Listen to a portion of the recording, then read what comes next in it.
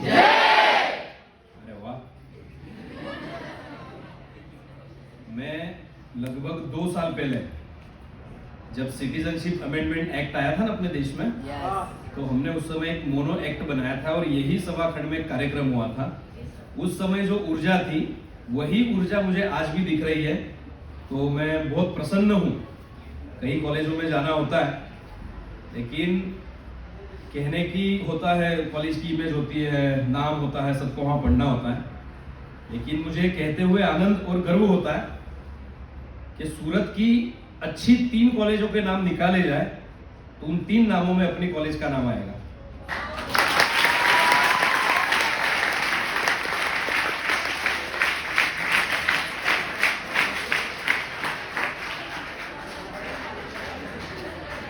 पांडेसरा को मजदूरों का विस्तार है ना, श्रमजीवियों का विस्तार कहा जाता है। वैसे तो सभी विस्तार अपने ही है, लेकिन व्यक्तिगत मुझे ऐसा लगता है कि पांडेसरा के बच्चों में जो स्पिरिट है, जो ऊर्जा है, वो कॉन्वेंट स्कूल में पढ़कर कॉलेज में गए हुए बच्चों के पास नहीं देखने को मिलती। अपने विषय पर आते हैं। कर्तव्य बोध। आज नेताजी सुभाष चंद्र बोस की जन्म जयंती है। आजादी का अमृत महोत्सव। भारत को स्वतंत्रता प्राप्त हुए 75 वर्ष पूर्ण हुए। भारत ने आजादी प्राप्त की, उसको 75 वर्ष पूर्ण हुए। उसके उपलक्ष्य में पूरे देश में आजादी का अमृत महोत्सव मनाया गया, जो अभी भी चल रहा है। तो भारत को आजादी, स्वतंत्र कब मिला? 15 अगस्त 1947। भारत के नागरिक, बतौर भारत के नागरिक, बतौर भारत के विद्यार्थी, हम सबको ये प्रश्न होना चाहिए कि 15 अगस्त 1947 को ऐसा क्या हुआ था? आवाज आ रही है? अंकित भाई आड़ो करो। 15 अगस्त 1947 को या उस वर्ष ऐसा क्या हुआ था कि भारत में से अंग्रेजों को जाना पड़ा? यदि हम इतिहास पढ़े 1942-43 से देखें तो 1947 आते आते ऐसी कोई विशेष घटना नहीं दिखती कि अंग्रेजों को भारत छोड़ के जाने के लिए वो विवश उन्हें होना पड़ा हो। तो क्या कारण है कि 1947 को अंग्रेजों ने भारत को स्वतंत्रता दी या वो यहां से चले गए? तो हमें बताया क्या जाता है, दे दी हमें आजादी बिना खड़क बिना, दे दी हमें आजादी बिना खड़क बिना ढाल, ये बोलना भारत के स्वतंत्रता के लिए लड़े उन असंख्य हजारों वीर बलिदानियों को गाली के समान है, जिन्होंने भारत की आजादी के लिए फांसी का फंदा चूमा, जिनके चीथड़े उड़ गए, तोप के मुंह पर जिन्हें दाग करके बम से उड़ाया गया, वैसे हजारों लाखों वीर बलिदानियों का अपमान है ये गीत। किसी देश को कभी बिना खड़क बिना ढाल आजादी नहीं मिलती, लेकिन हमको हमेशा ये बताया गया कि इस देश को आजादी बिना खड़क बिना ढाल दे दी गई। तो भगत सिंह क्यों फांसी पे झूले थे? स्वतंत्र वीर सावरकर अंडमान निकोबार में जेल में कोल्हू क्यों जोतते थे? काला पानी की सजा हुई उनको। ऐसे कितने भारत के सेनानी फांसी के फंदे पर झूल गए, जिनका नाम तक इतिहास को मालूम नहीं है, उनका कर्तृत्व या पुरुषार्थ छोड़ो, ऐसे वीर बलिदानियों के हमें नाम तक पता नहीं है। नाम केवल आते हैं एक परिवार के लोगों के और निश्चित प्रकार के लोगों के। हमारा भारत तो वो देश है जहां रामकृष्ण पर प्रश्न उठाए जाते हैं ना, तो हमें तो सबके ऊपर बोलने का अधिकार है। हमारे देश के राष्ट्रपिता कौन है? पूरी दुनिया में जाकर के देख लो, और प्रत्यक्ष में कहता हूं, भारत के संदर्भ में राष्ट्र के कभी पिता नहीं होते, राष्ट्र के पुत्र होते हैं, राष्ट्र की पुत्रियां होती हैं।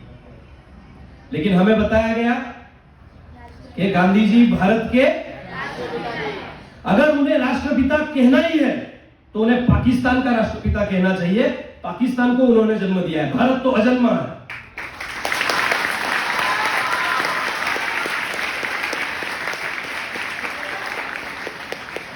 कब जन्म हुआ? भारत सनातन काल से ये हिंदू राष्ट्र इस भूमि पर, इस धरती पर है। कितना पुराना है भारतवर्ष? 1947 में अस्तित्व में आया क्या? उसके पहले भारत नहीं था। लेकिन हमें यह बताया गया कि 1947 को अंग्रेजों के जाने के बाद यह देश अस्तित्व में आया। भारत कितना पुराना है? जब से जितने पुराने आंसू था इसे ओके, जितना पुराना ये अस्तित्व है, जितने पुराने चंद्र सूर्य है, भारत उतना पुराना है। और जब तक ये चंद्र सूर्य रहेंगे तब तक भारत रहेगा। बीच में आक्रमण भी होंगे, मुगल भी आएंगे, अंग्रेज भी आएंगे और इसी जमीन में दफन हो जाएंगे। भारत तब भी था, अब भी है, और जब ये सब नहीं रहेंगे भारत तब भी रहेगा।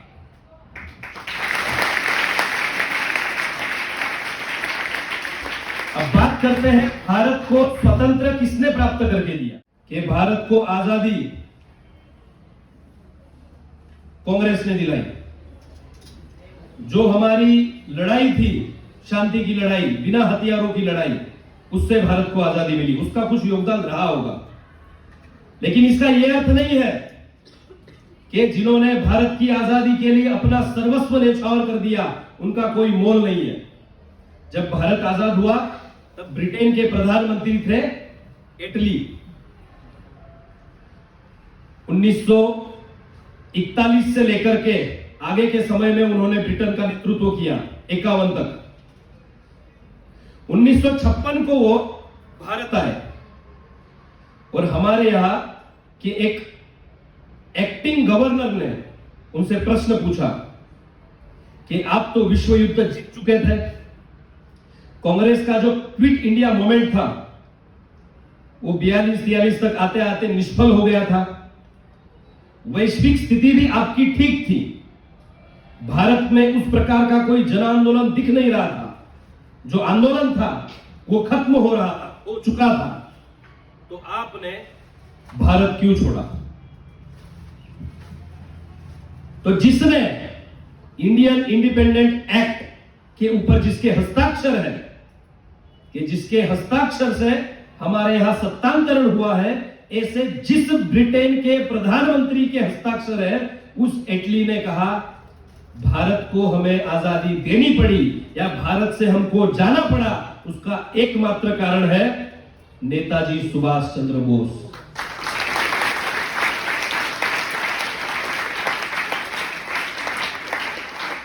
ये कौन कह रहा है? ये हमें कभी रोमिला थापर, इरफान हबीब और ये बिपिन चंद्रा रामचंद्र गुहा जैसे वामपंथी गद्दार इतिहास में ये कभी नहीं बताएंगे। ये ब्रिटेन के प्रधानमंत्री ने कहा कि भारत हमको छोड़ना पड़ा क्योंकि आजाद हिंद सेना का हमें भय था। ये कभी नहीं बताएंगे।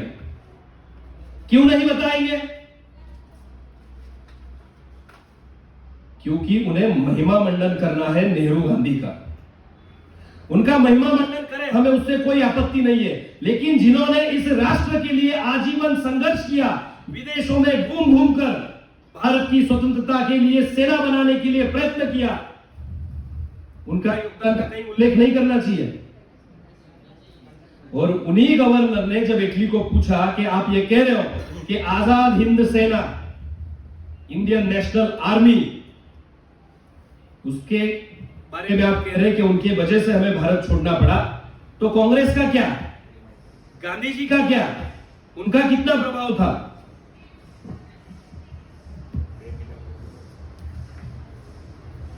तो ये कांग्रेस का और गांधी का कितना प्रभाव था? तो उन्होंने कहा शून्य। मैं नहीं कह रहा हूं, जिसने भारत की स्वतंत्रता के कागज पर हस्ताक्षर किए हैं वो व्यक्ति कह रहा है कि कांग्रेस का योगदान नहीवत था। लेकिन हमें क्या बताया गया? चाचा नेहरू, चरखे से आजादी, ये फॉल्स नैरेटिव क्रिएट किया गया कि हम अपने राष्ट्र के जो असली हीरोज हैं उनके संबंध में, उनके विषय में जान नहीं सके। नेताजी सुभाष चंद्र बोस की कहानी यह बाहुबली की कहानी है। राजा बनना था भल्लाल देव को, लेकिन लोगों के हृदय में राज्य था किसका? बाहुबली का। क्योंकि बाहुबली लोगों के हृदय में राज्य करता था, उस समय का नेतृत्व करता था, उसे सत्ता से दूर रखने के लिए भल्लाल देव ने मिलकर, अपने पिताजी से मिलकर षड्यंत्र किया और उसे राज्य से निष्कासित किया गया। यह सेम स्टोरी है नेताजी सुभाष चंद्र बोस की। आप पढ़ना कभी। उन्होंने उस समय की, जिसे आईसीएस कहते हैं, अभी हम आईएएस बोलते हैं, इंडियन सिविल सर्विस कहते थे अंग्रेजों के जमाने में, उस परीक्षा में 4था क्रम हासिल किया था, लेकिन नौकरी नहीं की। उनको अंग्रेजों का चाकर बनना मंजूर नहीं था। उसके बाद उन्होंने गांधी जी के नेतृत्व में उनसे प्रभावित होकर कांग्रेस में काम भी किया, लेकिन उनके ध्यान में आया कि आजादी कभी मांगकर नहीं मिलती, आजादी छीननी पड़ती है, और वो कांग्रेस से अलग हो गए। 1928 को, जबकि उनके पीछे अंग्रेजों ने कितने जासूस लगा दिए थे, अंग्रेजों की नाक के नीचे यूनिफॉर्म में वेल ट्रेन्ड 2000 लोगों को बंगाल की सड़कों पर उन्होंने खड़ा किया, जिससे अंग्रेजी हुकूमत सोचने के लिए मजबूर हो गई और यह भाप गई कि अंग्रेजी शासन, ब्रिटिश राज को यदि कोई खतरा है तो यह सुभाष चंद्र बोस है। फिर यदि नेताजी का कद इतना बड़ा था, उस समय के चित्र देखो, उस समय की अखबारों के हेडलाइन देखो, नेता कौन था भारत का उस समय? यदि हम देखें अभी आधुनिक परिप्रेक्ष्य में तो हम कई लोगों को नेताजी कहते हैं, लेकिन इंडियन नेशनल मूवमेंट के संदर्भ में हम देखेंगे तो पूरे भारत में बतौर नेता स्वीकृति किसकी थी? सुभाष चंद्र बोस की। सुभाष चंद्र बोस भारत के नेता थे। इस कद के व्यक्ति के बारे में हमको क्या पढ़ाया जाता है? नेताजी सुभाष चंद्र बोस ने आजाद हिंद फौज की स्थापना की, तुम मुझे खून दो मैं तुम्हें आजादी दूंगा का नारा दिया। फिर एक बार वो प्लेन से रशिया जा रहे थे, प्लेन क्रैश हो गया और उनकी बस कार्यक्रम पूरा। इतना बताकर एक पैराग्राफ में नेताजी सुभाष चंद्र बोस को समेटा गया। अब हमें समझने की बात, हमको जो समझना है वो ये है कि ये षड्यंत्र किसने किया और नेताजी सुभाष चंद्र बोस के कद से समस्या किसको थी? अंग्रेजों को तो थी ही, यहां किनको समस्या थी? क्यों उनकी ये गौरव गाथा, उनका पराक्रम भारत की आधुनिक युवा पीढ़ी तक आने नहीं दिया? वो कौन लोग थे? नेताजी सुभाष चंद्र बोस ने क्या किया भारत की आजादी के लिए?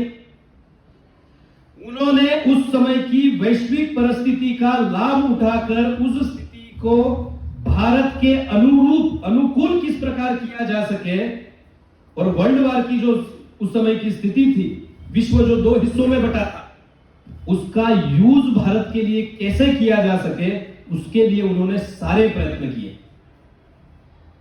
उनको यह समझ में आ गया कि यदि अंग्रेजों के सामने लड़ना है तो हमारे पास सेना चाहिए। उनको पूछा गया कि आप ये सेना कहां खड़ी करोगे? उन्होंने कहा अपने आजू बाजू में देखो, ये जो 20, 21, 22, 25 साल के भारत के नौजवान हैं, यही भारत की सेना है, हम भारत की सेना है। ऐसे भारत के युवाओं को एकत्रित करके, ट्रेनिंग देकर के उन्होंने आजाद हिंद फौज बनाने का प्रयत्न किया। उनके प्रयत्न कई बार सफल भी हुए। वैश्विक परिस्थिति में बदलाव के कारण उन्हें बार बार अपने प्लान चेंज करने पड़े, लेकिन उन्होंने अपनी मुहिम नहीं छोड़ी। हम हमारे जीवन में एक दो समस्या आती है, विकट परिस्थिति खड़ी होती है, विपरीत परिस्थिति खड़ी होती है, शत्रु खड़े होते हैं तो हम हार जाते हैं। उस व्यक्ति के पीछे तो विश्व का सबसे बड़ा साम्राज्य हाथ धोकर के पीछे पड़ा था। वो एक अकेला आदमी, उसने हजारों लाखों की सेना इकट्ठी कर दी और अंग्रेजों के दांत खट्टे कर दिए। हम उनके वंशज हैं, लेकिन हमें नेताजी सुभाष चंद्र बोस इस नाम के अलावा हमारे पास अधिक माहिती नहीं है, क्योंकि योजना पूर्वक उनके विषय में उनकी जानकारी, उनके पराक्रम हम तक आए नहीं। ये काम किसने किया? भारत के इतिहासकारों ने। उन्होंने षड्यंत्र पूर्वक, और ये केवल नेताजी सुभाष चंद्र बोस के संदर्भ में ऐसा नहीं है, भारत के जो सच्चे वीर है, भारत की जो असली पहचान है, भारत का जो स्व है, भारत का जो धर्म है, भारत की परंपरा है, उन सबके प्रति भारत का युवान, भारत की आने वाली पीढ़ी हीन भाव से उसे देखे, उसकी योजना बनाई गई। स्वतंत्र वीर सावरकर को माफी वीर बोलते हैं लोग। एक दिन रह के दिखाओ, जिस काला पानी में उन्होंने सालों साल बिताए, वहां पर एक दिन ये लोग रह करके दिखाए, लेकिन उनके योगदान का कोई मोल नहीं। जनजातीय समाज ने आजादी की लड़ाई में कितना बड़ा योगदान दिया, लेकिन हमें बिरसा मुंडा के अलावा किसी का नाम तक हमने नहीं सुना होगा, और बिरसा मुंडा का भी केवल हमें नाम पता है। बिरसा मुंडा के अलावा किसी और का हम नाम बता सकते हैं कि जिन वनवासियों ने आजादी की लड़ाई में अपना योगदान दिया? नहीं बताएंगे। लोकमान्य तिलक का क्या योगदान था? नहीं बताएंगे। स्वतंत्र वीर सावरकर का क्या योगदान था? नहीं बताएंगे। इंडियन नेशनल मूवमेंट में आजाद हिंद फौज का क्या योगदान था? नहीं बताएंगे। केवल इतना बताएंगे कि बापू चरखा चलाते थे, बकरी का दूध पीते थे, वो उसमें थूकते थे, अभी तक उसको वहां पे रखा गया जिसमें बापू थूकते थे। मैं देख के आया हूं, हमें उनसे आपत्ति नहीं है, लेकिन क्या भारत में दूसरे कोई महापुरुष हुए ही नहीं? उनका चरित्र और उनका कर्तृत्व हमारे तक आना चाहिए कि नहीं आना चाहिए? लेकिन ये लोग नहीं लाएंगे। हमारा दायित्व है कि हम भारत के ऐसे वीरों का इतिहास हम स्वयं अध्ययन करें, हम स्वयं रिसर्च करें। आजाद हिंद सेना हम कहते हैं, वो केवल आजाद हिंद फौज नहीं थी, वो आजाद हिंद सरकार थी। गवर्नमेंट इन एग्जाइल जिसे बोलते हैं, विस्थापित सरकार, उसके विषय में हमें जानकारी नहीं है। सिंगापुर में नेताजी सुभाष चंद्र बोस ने 1943 को अक्टूबर के महीने में आजाद हिंद सरकार की स्थापना की है। आप उस समय का जियोपॉलिटिक्स समझो, विश्व युद्ध की स्थिति है, और उस समय उन्होंने हिटलर से मुलाकात की। इसकी भी टीका करते हैं कि हिटलर तो बड़ा क्रूर था, उन्होंने न जाने कितने लोगों को गैस चैम्बर में डाल करके जेनोसाइड किया। हाँ, वो क्रूर था। अगर हिटलर क्रूर था तो अंग्रेज क्या था? मेरा प्रश्न आपसे है, दुश्मन का दुश्मन अपना क्या होना चाहिए?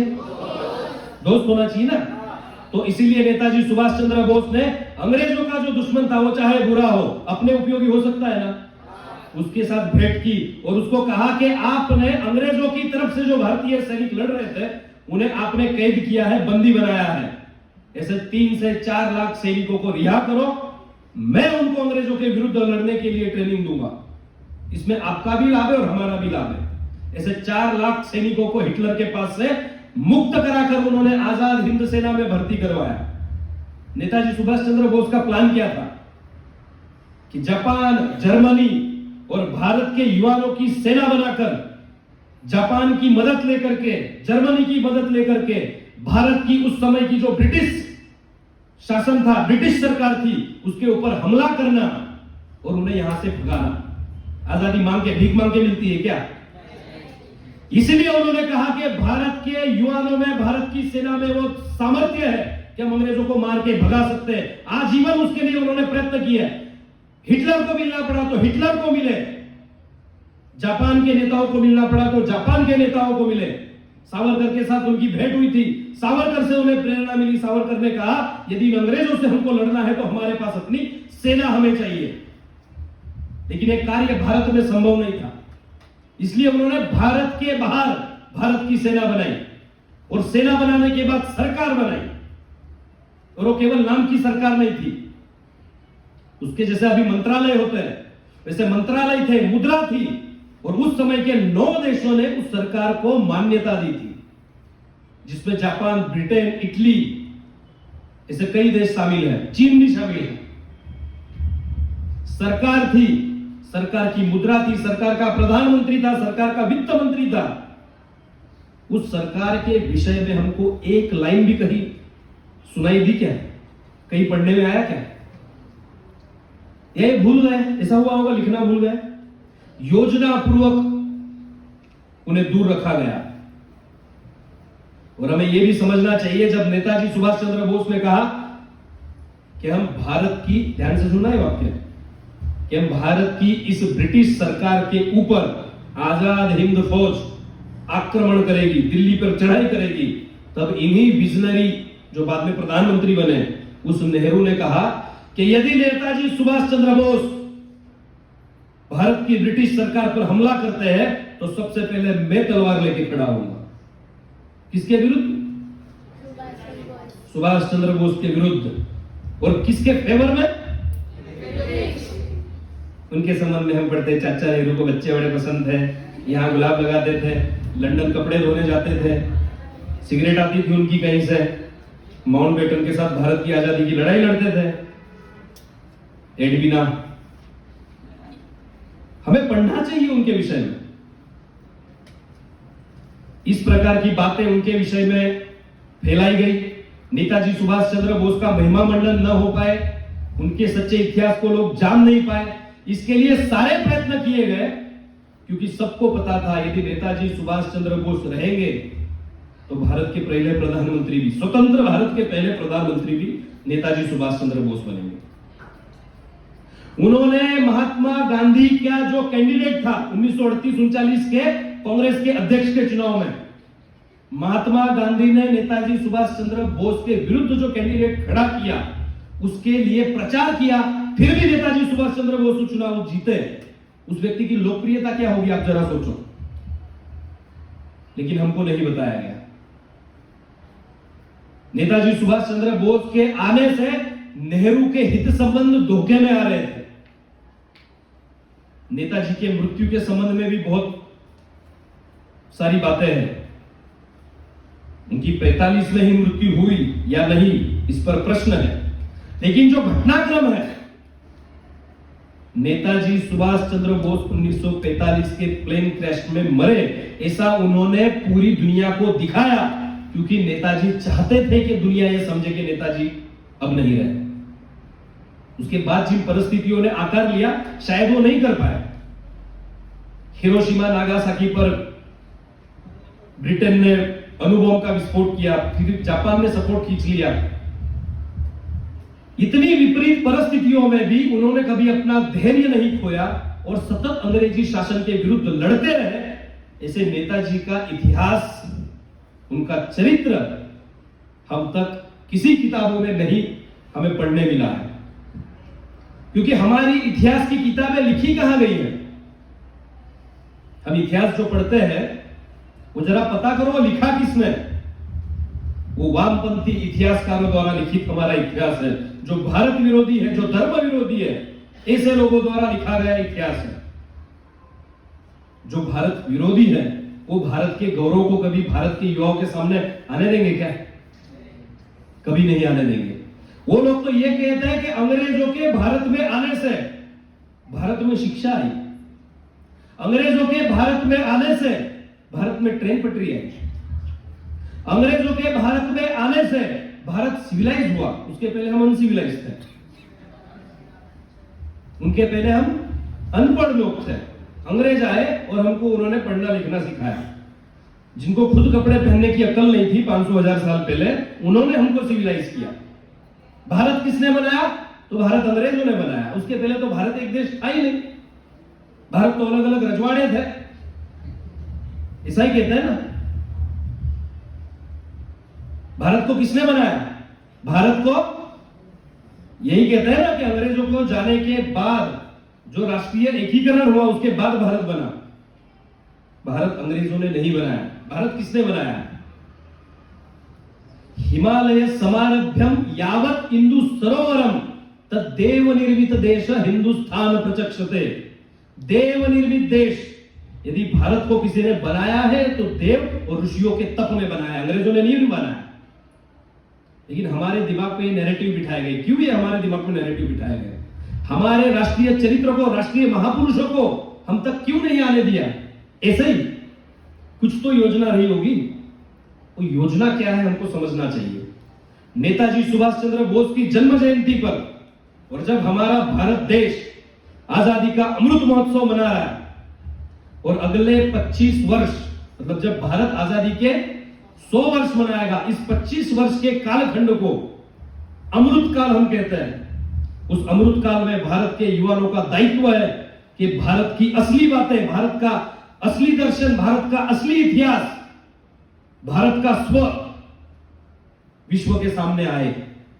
कोई भी देश, पूरी दुनिया का इतिहास उठा करके देख लो अब तक का, स्व को भूल करके कोई भी देश कभी महान नहीं बन पाया है। आज दुनिया में जितने प्रगतिशील राष्ट्र हैं, वो सारे राष्ट्र अपनी भाषा, अपना दर्शन, द वे वी आर, जिस प्रकार के हम लोग हैं, जो जो देश उसको लेकर के चले हैं, वही देश आगे बढ़ पाए हैं, बाकी नष्ट हो चुके हैं। हम कहते हैं कि विश्व में आगे बढ़ना हो तो अंग्रेजी हमको सीखना पड़ेगा, कोई आवश्यक नहीं है। आप कहोगे ये क्या बोल रहा है? चीन में अंग्रेजी चलती है क्या? फ्रांस में अंग्रेजी चलती है, जापान में अंग्रेजी चलती है। अरे अंग्रेजी पूरे विश्व की तो क्या, केवल यूरोप की भी भाषा नहीं है। पूरे यूरोप में अंग्रेजी बोली जाती है, लेकिन हमको क्या बताता है? Johnny Johnny.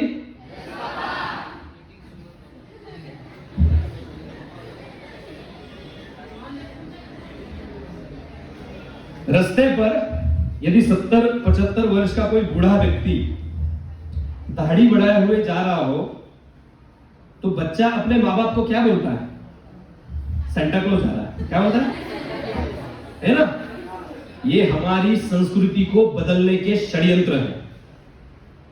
क्यों हमें कोई बूढ़ा दाढ़ी वाला व्यक्ति देख करके हमें ये भाव मन में नहीं आता कि अगस्त्य मुनि जा रहे हैं? अगस्त्य मुनि का नाम भी सुना है क्या हमने? उन बच्चों की बात कर रहा हूं, आपने तो सुना ही होगा। आप ऐसी कॉलेज में पढ़ते हो कि आप बहुत भाग्यशाली हो, बाकी हमारे बच्चों को यह सब नहीं पता है। भारत का जो कुछ है वो रैशनल नहीं है, वो आधुनिक नहीं है, वो छोड़ देने योग्य है, और उसको करने के लिए करना पड़ता है आइडियोलॉजिकल सबवर्जन, मंत्र विप्लव जैसे कहते हैं। कि किसी भी राष्ट्र को खत्म करना है तो क्या करना पड़ता है? उस राष्ट्र का मानस परिवर्तन करना पड़ता है। हम दिवाली में पटाखे फोड़ने जाते हैं तो कहते हैं वायु प्रदूषण हो जाएगा। हम होली खेलने जाते हैं तो कहते हैं सेव वाटर। हम पतंग उड़ाते हैं, बोलते हैं कबूतर के पंख कट जाएंगे। और ये पर्यावरणवादी जिनको इतनी चिंता है, वो 12 महीने क्या करते हैं? हम शिव जी पे जल चढ़ाते हैं, लोग कहते हैं अरे गरीब को दे दो, कहते हैं ना।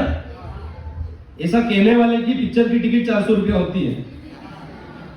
जिसको 50 रुपए का दूध चढ़ाने से जिसको हाई तौबा मचा देते हैं, वो 400 रुपए के टिकट उनके होते हैं। अब उनको क्यों? अच्छा, ये सब कर क्यों रहे हैं लोग? भारत की युवा पीढ़ी को ये सोचना चाहिए ये षड्यंत्र क्या चल रहा है। आप मंदिर जाना बंद कर दो, आप हमारे धर्म के जो प्रतीक है उसे ग्रहण करना छोड़ दो, 25 साल में वो राष्ट्र खत्म हो जाता है। आज का जो इराक ईरान दिखता है वो पहले से ऐसा था क्या? राष्ट्र मतलब होता है भाषा, राष्ट्र अर्थात भूषा, राष्ट्र अर्थात राष्ट्रीय चिंतन, साहित्य, दर्शन, लोक वार्ता है। उसी का डिस्टॉर्शन किया जा रहा है इतिहासकारों द्वारा। इसीलिए नेताजी सुभाष चंद्र बोस हो, सावरकर हो, हमारा धर्म चिंतन, हमारा साहित्य, हमारा जो कुछ है उसका विकृत स्वरूप, उसका विकृतीकरण करके हमारे सामने प्रस्तुत किया जाता है। ये हमारे सामने अमृत काल का संकल्प होना चाहिए कि हम अमृत काल में क्या करेंगे। कि भारत विरोधी जो शक्तियां हैं, जॉर्ज सोरोस का नाम सुना है आपने? जॉर्ज सोरोस एक 90 साल का बूढ़ा है, अरबोपति है। 90 साल में आदमी क्या करता है? आराम करता है, भजन कीर्तन करता है। वो भारत में ये 90 साल का बूढ़ा जितनी विश्व की राष्ट्रवादी शक्तियां हैं उनके विरुद्ध में जो षड्यंत्रकारी लोग कार्य कर रहे हैं उनको फंड करता है, जिसको हम ब्रेकिंग इंडिया फोर्स कहते हैं। तो ये जो लड़ाई है भारत को खत्म करने की, आज से नहीं शुरू हुई है, ये मैकॉले के समय से चल रही है। और दुर्भाग्य से जब हमें स्वतंत्र मिला कथित तौर पर 1947 के बाद, तो आवश्यकता थी कि ये जो गड़बड़ियां हुई है 1000 सालों में उसको ठीक किया जा सके। लेकिन ऐसा हुआ क्या? ठीक तो नहीं किया, उल्टा उसे और अधिक आगे प्रभावी ढंग से कैसे लागू किया जा सके उसकी योजना बनाई। भारत की कॉलेजों में पढ़ने वाले जो हमारे आपके जैसे विद्यार्थी हैं, मैंने कहा हम भाग्यशाली हैं कि हम ऐसी कॉलेज में पढ़ते हैं जहां पे ऐसा कोई हिडन एजेंडा नहीं चलता है। आपके बाजू में स्कूल चलती है मेरी माता, ये लोग स्कूल क्यों चला रहे हैं? सूरत में जो ये कॉन्वेंट स्कूल, लिखित घोषित रूप से ये कॉन्वेंट स्कूल है, बाकी की कॉलेजेस भी और यूनिवर्सिटी के विभागों के कुछ प्राध्यापक भी एक हिडन एजेंडा चला रहे हैं। वो एजेंडा है हमारी संस्कृति को, हमारे इतिहास को, हमारे स्व को नष्ट करने का एजेंडा। अब हमें लगेगा कि कॉलेजों में ये नष्ट कैसे होगी संस्कृति? वो ऐसे नष्ट होती है कि जो हमारे जीवन आदर्श है, जो हमारे जीवन मूल्य है, उसके प्रति हमारे मन में घृणा भर देगी। हमें राम का गौरव है, राम हमारे राष्ट्र पुरुष है, के तो राम कभी पैदा ही नहीं हुए थे। जब पैदा ही नहीं हुए थे तो राम से तो उन्होंने कैसे बनाया? कंफ्यूज कर दो। यह कहो कि आप तो अंधश्रद्धा में मानने वाले लोग हैं, आपके पास तो कोई विज्ञान ही नहीं है। आप अपने मन से एक प्रश्न करो कि बिना किसी विज्ञान के, बिना किसी धर्मशास्त्र के, बिना किसी व्यवस्था के कोई देश, कोई समाज सर्वाइव कर सकता है क्या? तो हमारे पास यदि कोई व्यवस्था नहीं थी, कोई शिक्षा पद्धति नहीं थी, कुछ नहीं था, तो हम ये हजारों साल से चल कैसे रहे? हम तो तब भी थे ना जब ये लोग नहीं थे। तो जब हमारे पास कुछ था ही नहीं तो हम जीते कैसे थे? समाज कैसे चलता था? समाज चलता था, उत्तम तरीके से चला, अर्थात हमारे पास लोक प्रशासन का भी मॉडल था, हमारे पास राज्य का मॉडल था, हमारे मूल्य थे। लेकिन हमें क्या बताया जाता है स्कूल कॉलेजों में कि हमारे पास कुछ नहीं है। और एक केवल नेताजी सुभाष चंद्र बोस की कहानी नहीं है। भारत में ऐसे कितने महापुरुष हैं, कितनी ऐसी संघर्ष गाथाएं हैं जिसके विषय में किसी को हमें कभी बताया नहीं गया। मानगढ़ का नाम किसी ने सुना है? मानगढ़ राजस्थान का जो पहला जिला है, डूंगरपुर, उसके बाजू में बांसवाड़ा है। कोई राजस्थान से है? बांसवाड़ा जिला है। बांसवाड़ा नाम सुना है? जालियांवाला बाग सुना है सबने? क्या हुआ था जालियांवाला बाग में? जनरल डायर में उनके विरुद्ध में प्रदर्शन करने के लिए जो लोग इकट्ठा हुए थे, अचानक आकर के उनके ऊपर गोलियां दाग दी और लोगों को। लेकिन मानगढ़ धाम की स्टोरी हमारे तक नहीं आती। मानगढ़ धाम में भी उस समय अंग्रेजों का आंकड़ा है 1500-2000। गोविंद गुरु नामक एक संत के नेतृत्व में अंग्रेजों के विरुद्ध हजारों लोग इकट्ठा हुए, और जबकि उन्हें पहले से बताया गया था कि यहां इकट्ठे होगे तो मारे जाओगे, फिर भी वो लोग एकत्रित हुए। उनकी कहानियां हमको नहीं बताई जाती। ये सारा षड्यंत्र केवल एक उद्देश्य से चल रहा है कि इस युवा पीढ़ी को कैसे बर्बाद किया जा सके, उसे कैसे हीन भाव से भरा जा सके।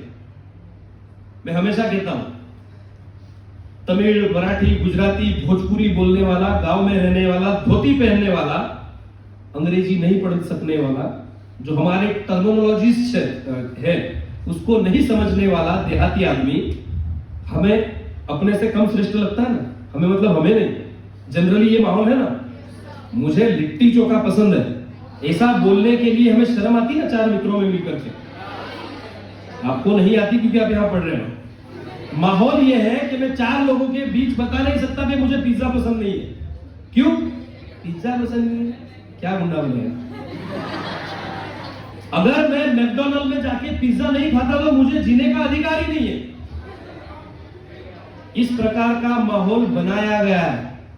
विचार के इस बिंदु तक हम आए नहीं हैं, हमें लाया गया है। और ये लाने वाले हैं भारत के इतिहास का, जो भारत के नहीं है।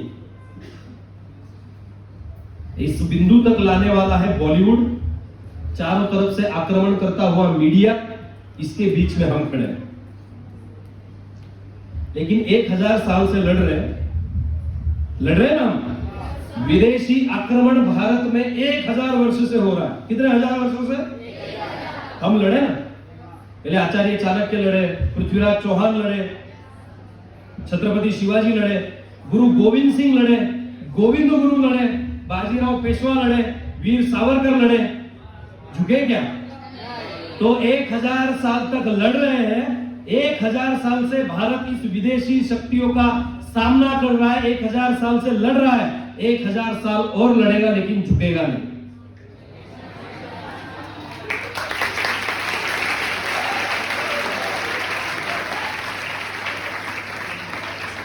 अभी हमें स्वाधीनता तो मिल गई है, भारत अपने अधीन हो गया। अभी हमारे शासक अंग्रेज नहीं है, लेकिन अंग्रेजी मानसिकता, जो भारत विरोधी मानसिकता है, जो इस प्रकार के षड्यंत्र कर रही है, और नेताजी सुभाष चंद्र बोस की जन्म जयंती पर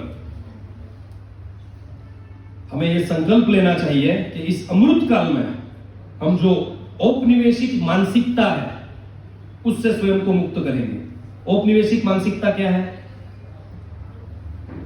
कॉलोनियल माइंडसेट ऐसा बोलता है कि भारत जो कभी ब्रिटिशों की, विदेशियों की कॉलोनी था, अब प्रत्यक्ष रूप से कॉलोनी तो नहीं है, लेकिन क्या भारत में अंग्रेजियत खत्म हो गई? केवल भाषा के संदर्भ में नहीं बोल रहा हूं, किसी भी चीज को देखने का हमारा जो दृष्टिकोण है वो अंग्रेजी दृष्टिकोण है। हमें क्या लगता है कि भारत के पास तो कोई नॉलेज ही नहीं है, भारत के पास तो कुछ था ही नहीं, अंग्रेजों के आने से हुआ, भारत में तो सब गड़बड़ है, भारत के राजनेता गड़बड़ है, भारत में सारी अव्यवस्था है, भारत तो कूड़ा कचरा, गरीब, गांव देहात, कीचड़ और गोबर का देश है। ऐसी मानसिकता से भारत का बहुत बड़ा युवा वर्ग पीड़ित है। उसका दोष नहीं है, वो ऐसी शिक्षा व्यवस्था में पढ़ के आया है। मैंने कहा ना, ये क्रिश्चियन स्कूल्स और कम्युनिस्ट इतिहासकार और प्रोफेसर जो स्लो पॉइजन हमारे भारत के युवाओं को दे रहे हैं। कॉन्वेंट स्कूलों में क्या सिखाया जाता है? कॉन्वेंट स्कूलों में भारत के संदर्भ में कोई महापुरुष, कोई कहानी भारत की नहीं होती है, वो यूरोप का ही पढ़ाएंगे। आप यदि हमारे केमिस्ट्री के, फिजिक्स के किसी भी पुस्तक में देखो, आप रेफरेंस जिनके होते हैं वो वैज्ञानिक कहां के होते हैं। मैं ये नहीं कह रहा कि यूरोप में कोई विद्वान ही नहीं हुआ, वहां के भी रेफरेंस लेने चाहिए, लेकिन क्या भारत में कोई नॉलेज था ही नहीं? तो ये दायित्व हमारा है कि जो भारत का था वो वापस मुख्य धारा में कैसे लाया जा सके, उसके लिए हमें प्रयत्न करने चाहिए। अंत में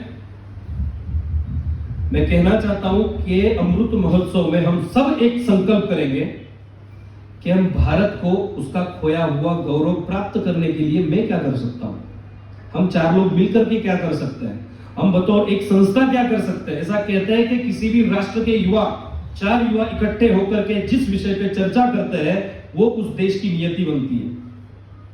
हम जब 4 लोग इकट्ठे होते हैं, दूसरी चर्चाएं भी करते हैं, करनी भी चाहिए, लेकिन क्या हम राष्ट्र के संबंध में चिंता चर्चा कर सकते हैं क्या नहीं कर सकते? केवल हम इतना करने के लिए अपने आप को सज्ज कर दे कि हम जब मिलेंगे 4 लोग, हफ्ते में, 2 दिन में, 5 दिन में, हम भारत के जो समसामयिक विषय है, करंट विषय है, उसका हम बेसिक नॉलेज इकट्ठा करेंगे। युवाओं के संबंध में ऐसी धारणा है कि युवाओं को देश के लिए कोई लेना देना नहीं है। हमको लेना देना नहीं है क्या देश के लिए? लेकिन हमको क्यों हमारे विषय में हमारी ऐसी इमेज बन गई है? क्योंकि हम अपने काम से काम रखते हैं। 20-22 साल केवल पढ़ाई करते हैं, डिग्री लेते हैं, बाद में पता चलता है कि लश्कर तो विजय लड़े से। हमें चाहिए कि हम भारत के हित के जो विषय है उसका अध्ययन करेंगे, और मुझे विश्वास है आप करोगे कि नहीं करोगे? मूल विषय पर आते हैं कि नेताजी सुभाष चंद्र बोस की आजाद हिंद सरकार, आजाद हिंद सेना, उस आजाद हिंद सेना के कारण कैसे प्रभाव हुआ और कैसे अंग्रेजों को भारत देश छोड़ना पड़ा।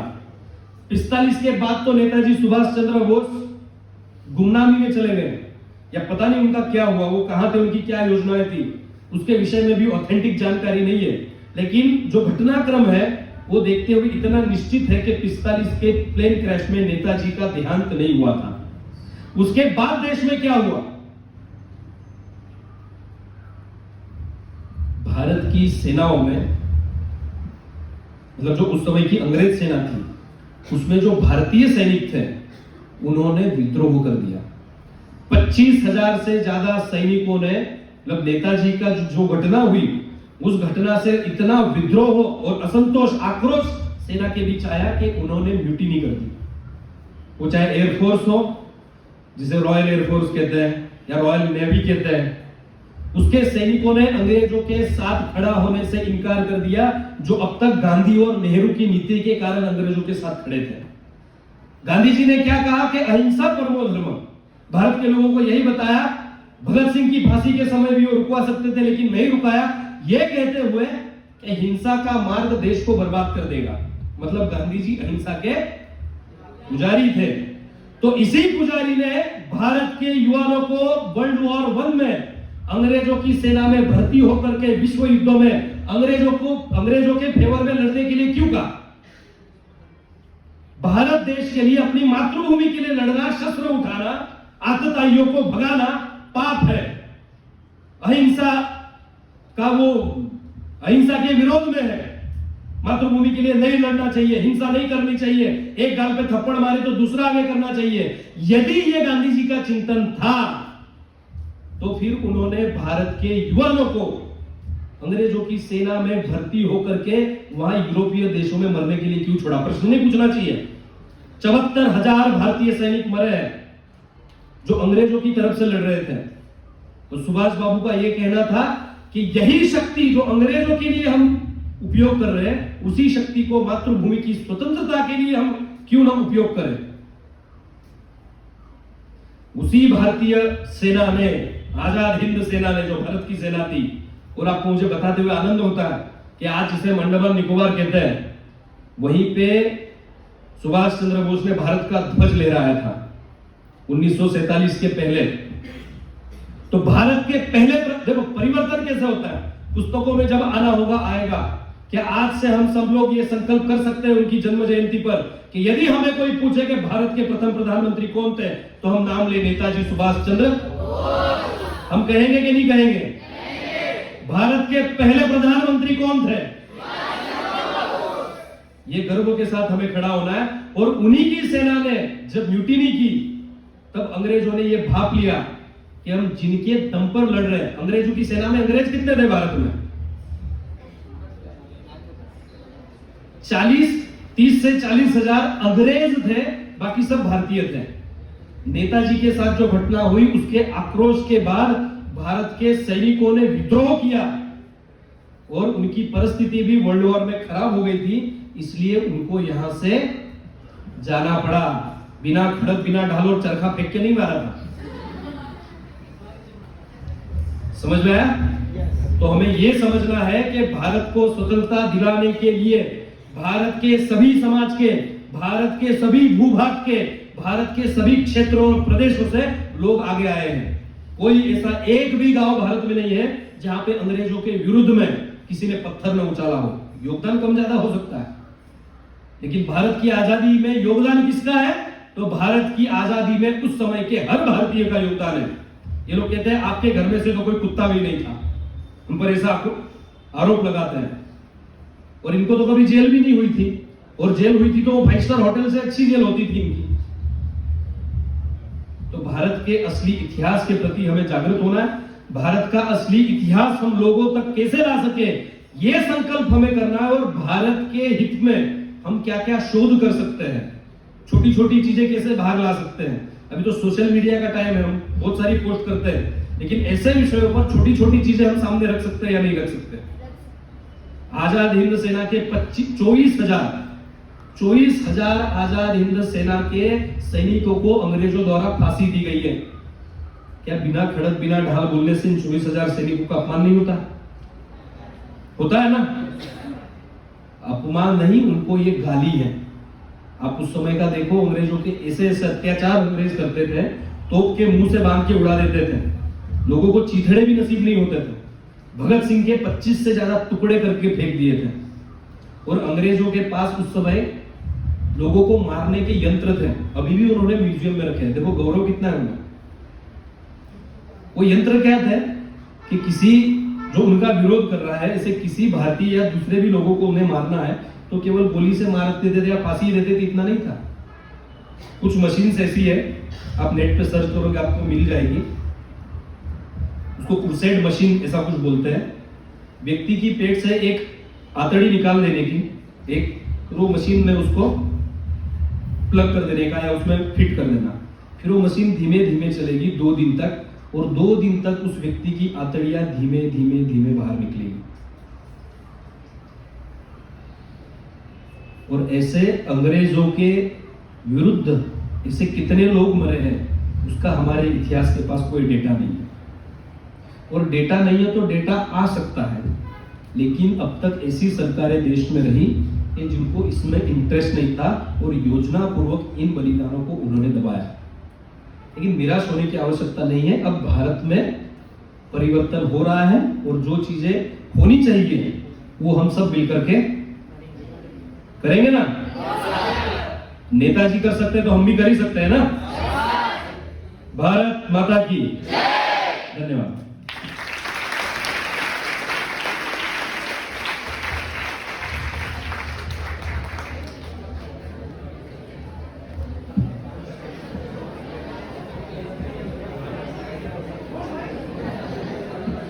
नेताजी सुभाष चंद्र बोस की जन्म जयंती के अवसर पर इतनी अच्छी जानकारी देने के लिए और हम सभी को सच से अवगत करवाने के लिए आपका बहुत बहुत धन्यवाद सर।